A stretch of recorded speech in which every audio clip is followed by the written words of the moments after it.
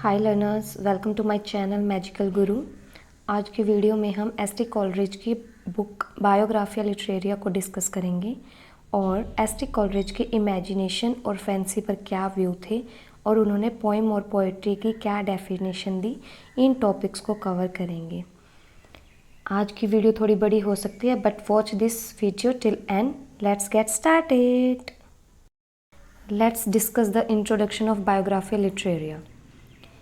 ये ST. Coleridge की एक क्रिटिकल ऑटोबायोग्राफी है जो 1817 में 2 वॉल्यूम्स में पब्लिश हुई थी। इस बुक में 24 चैप्टर्स हैं। पहले उन्होंने सोचा कि वो इस वर्क में जो उनकी पोइम्स हैं उनके खुद के पोइट्री स्टाइल को जस्टिफाई करेंगे, लेकिन पहले इसमें उन्होंने एजुकेशन और स्टडीज़ को कवर किया। फिर उन्होंने वर्ड्सवर्थ के लिरिकल बैलेट्स के प्रीफेस में जो पोएटिक डिक्शन पर वर्ड्सवर्थ के व्यू थे उनको पॉइंट आउट किया, क्रिटिसाइज़ किया और खुद के व्यू रखे।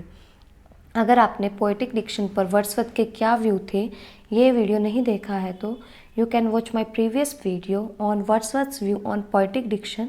The link is in description. जो फर्स्ट वॉल्यूम है वो फिलोसफिक व्यू की डेवलपमेंट से रिलेटेड है। उन्होंने इमेजिनेशन की डेफिनेशन दी है। इमैनुअल कांट, गोटलिब और स्केलिंग से डिस्कशन के बाद इमेजिनेशन की फेमस डेफिनेशन आई है। एस.टी. कॉलरिज पर जर्मन फिलोसफर्स का इन्फ्लुएंस रहा था। German philosophers like Immanuel Kant, John Gottlieb, फिच्टे and Joseph Schelling. Now let's discuss Coleridge theory of imagination. Biographia Literaria book में उन्होंने इमेजिनेशन के बारे में बताया है। उन्होंने फैंसी और इमेजिनेशन के डिफरेंस से स्टार्टिंग की है। उन्होंने बायोग्राफिया लिटरेरिया के 4th चैप्टर में पहली बार इनके डिफरेंस की बात की है, लेकिन जो इनका ब्रीफ डिस्टिंक्शन है वो इमेजिनेशन और फैंसी का वो चैप्टर 13 में है।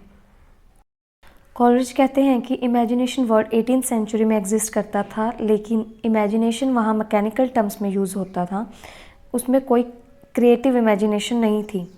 कॉलरिज 18th सेंचुरी और न्यू क्लासिस्ट के लिए फैंसी टर्म का यूज़ करते हैं। Coleridge says fancy of the contrary has no other counters to play with fixities and definites. The fancy is indeed no other than a mode of memory emancipated from the order of time and space, while it is blended with the modified by that empirical phenomena of the will which we express by the word choice.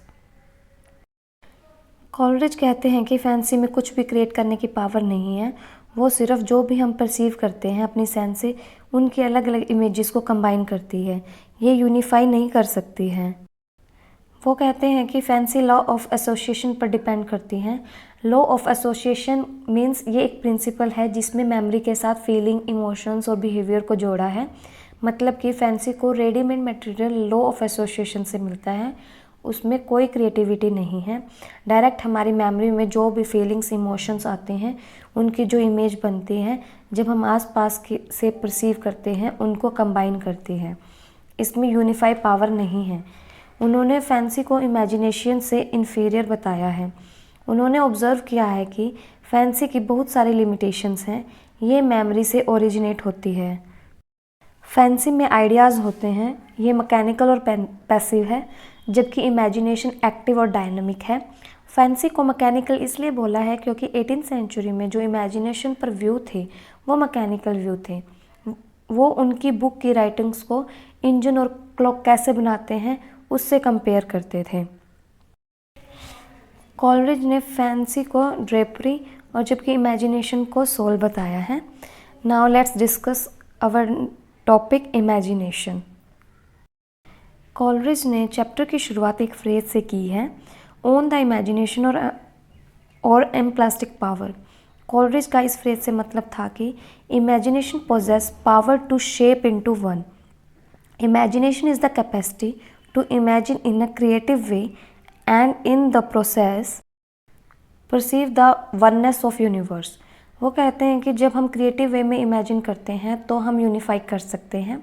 Imagination में जो creativity आती है वो objective यानी nature और subjective यानी हमारे ideas, thoughts और फीलिंग के कम्बिनेशन से आती है।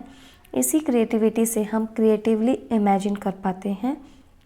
कॉलरिज ने इमेजिनेशन के कंसेप्ट्स को 2 पार्ट्स में डिवाइड किया है, primary imagination and secondary imagination. उनके अकॉर्डिंग प्राइमरी इमेजिनेशन एक नेसेसरी इमेजिनेशन है। प्राइमरी इमेजिनेशन में वो सब परसेप्शन आती हैं जो हमें आइडेंटिफाई और कंबाइन करने में हेल्प करती हैं। ये परसेप्शंस सेकेंडरी इमेजिनेशन के लिए रॉ मटेरियल का काम करती हैं, इसलिए कॉलरिज ने प्राइमरी इमेजिनेशन को बहुत इम्पोर्टेंट कहा है। जो सेकेंडरी इमेजिनेशन है वो प्राइमरी इमेजिनेशन से अलग है, क्योंकि ये एक पोएटिक इमेजिनेशन है। इसको हम पोएट्री इमेजिनेशन और आर्टिस्टिक इमेजिनेशन भी कह सकते हैं। उन्होंने सेकेंडरी इमेजिनेशन को बियॉन्ड द प्राइमरी इमेजिनेशन बोला है। इसमें उन्होंने डिसॉल्व, डिफ्यूज़ और डिसिपेट करके एक यूनिवर्स को क्रिएट करना बताया है, जिसमें यूनिफाई एबिलिटी है। सेकेंडरी प्राइमरी इमेजिनेशन पर डिपेंड करती है, इसलिए सेकेंडरी इमेजिनेशन इंडिपेंडेंट आइडेंटिटी नहीं है। Let's discuss Coleridge view of poetry and poet. Biographia Literaria के 14 चैप्टर में कॉलरिज ने पोइम और पोइट्री के बारे में क्या आइडियाज़ हैं उनको डिस्कस किया है। उन्होंने पोइट्री के नेचर और फंक्शन पर बहुत क्वेश्चन किए हैं और फिर उनके आंसर भी दिए हैं। कॉलरिज के जो व्यू हैं पोइट्री पर, उन्होंने इस चैप्टर में उन्हें एलोबरेट किया है। उन्होंने कहा कि पोइम और प्रोज में सेम एलिमेंट्स होते हैं, सेम वर्ड्स होते हैं, लेकिन मीटर और राइम ही पोइट्री को प्रोज से डिफरेंट बनाते हैं। वो कहते हैं कि पोइम के लिए मीटर बहुत इम्पोर्टेंट है। मीटर जो वर्ड्स का रिदमिक स्ट्रक्चर है, क्योंकि वही पोइम को प्रोज से डिफरेंट बनाता है।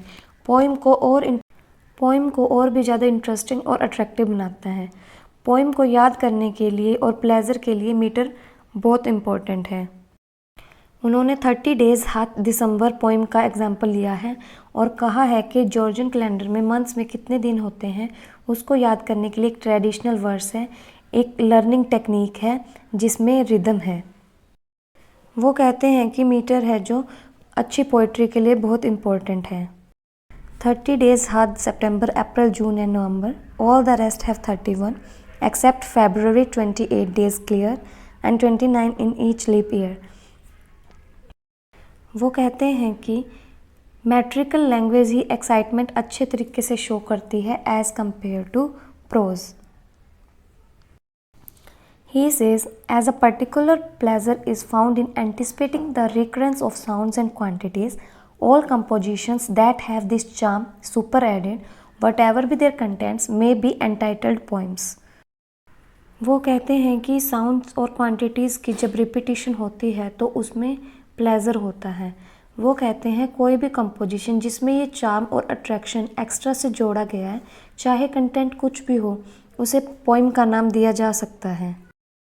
फिर वो पोइम की डेफिनेशन देते हैं कि a poem is that species of composition which is opposed to works of science by proposing for its immediate object pleasure, not truth, and from all other species it is discriminated by proposing to itself such delight from the whole as it compatible with the distinct gratification from each component part. उन्होंने truth और pleasure पर stress दिया है। वो कहते हैं कि truth है वो साइंस से आता है और प्लेजर पोइट्री से आता है। उन्होंने कहा कि काफ़ी बार पर्पज़ होता है वो ट्रूथ कम्युनिकेट करने का होता है, वो हम साइंस में करते हैं। पोइम का जो वर्क है वो उन्होंने साइंस के वर्क के अपोजिट बताया है। कहा है कि पोइम इमीडिएट ऑब्जेक्ट प्लेजर देती है। इस पोइम को कॉलरिज ने लेजिटिमेट पोइम कहा है। That's all for today. If you like the video, like, subscribe and share the channel. See you in the next video. Stay tuned for more videos. Bye bye.